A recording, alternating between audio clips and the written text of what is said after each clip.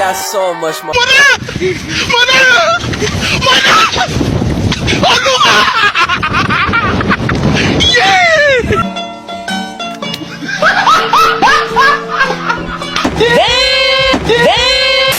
Stop it. Get some help.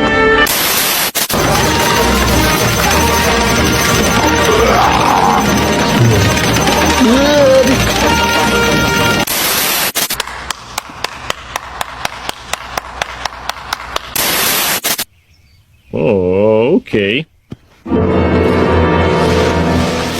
Oh my god! Wow! Are you ready, kids? Aye, aye, Captain! I can't hear you. Aye, aye, Captain! Oh! Assalamualaikum warahmatullahi wabarakatuh. Perkenalkan, nama saya Neva Ramadhani dari kelas 10A. Kali ini saya akan menjelaskan materi tentang penggolongan obat. Pengertian penggolongan obat.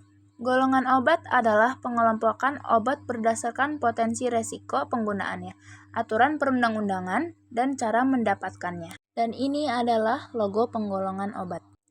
Yang pertama itu ada obat bebas. Obat bebas itu mempunyai ciri-ciri yaitu ditandai dengan lingkaran hijau dengan garis tepi berwarna hitam. Ada beberapa contoh obat bebas yaitu paracetamol, vitamin C, obat mah ringan, atau antasida. Nah, penjelasannya yaitu obat bebas dapat dibeli tanpa resep dokter karena memiliki resiko efek samping yang sangat kecil jika digunakan sesuai petunjuk. Yang kedua ada obat bebas terbatas. Obat bebas terbatas memiliki ciri-ciri yaitu ditandai dengan lingkaran biru dengan garis tepi berwarna hitam. Contoh obat bebas terbatas yaitu ibuprofen, CTM, dan obat batuk. Penjelasan obat bebas terbatas yaitu obat ini bisa dibeli tanpa resep dokter tetapi memiliki peringatan khusus, seperti tanda peringatan pada kemasannya. Penggunaan harus mengikuti aturan pakai yang tertera. Yang ketiga ada obat keras. Obat keras mempunyai ciri-ciri yaitu ditandai dengan lingkaran merah dengan huruf K berwarna hitam di dalamnya.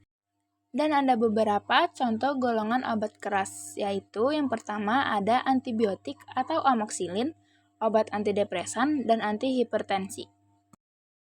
Berikut adapun penjelasan dari obat keras. Obat ini hanya bisa diperoleh dengan resep dokter, karena berpotensi menimbulkan efek samping yang berbahaya jika digunakan tidak sesuai dosis.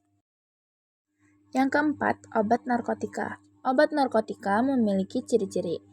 Ditandai dengan simbol plus berwarna merah dalam lingkaran putih dengan garis tepi berwarna merah.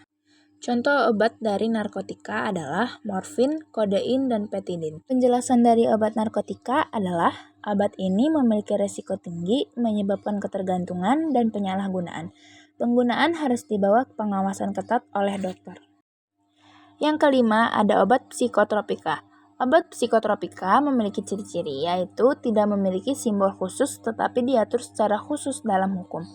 Dan ada beberapa contoh obatnya yaitu diazepam, lorazepam, dan fenobarbital.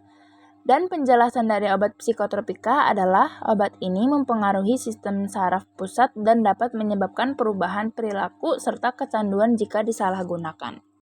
Yang keenam ada obat herbal dan obat tradisional. Ciri-ciri dari obat tersebut adalah biasanya berbahan alami dan memiliki tanda khusus dari BPOM seperti jamu atau obat herbal standar.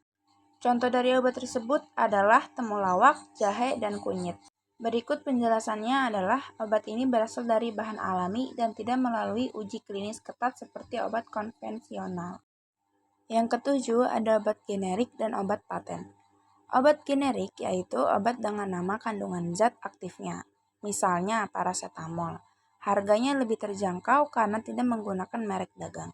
Selanjutnya itu obat paten. Obat yang diproduksi dengan hak eksklusif dan menggunakan nama dagang. Penjelasannya yaitu pengelompokan ini membantu dalam pengaturan penggunaan obat sehingga masyarakat bisa menggunakannya secara aman dan tepat. Yang kedelapan ada obat fitofarmaka.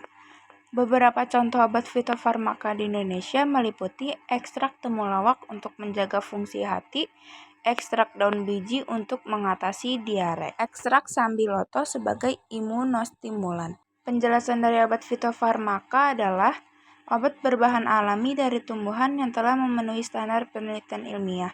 Karena melalui proses penelitian yang ketat, fitofarmaka dapat dipercaya sebagai pengobatan yang aman dan efektif.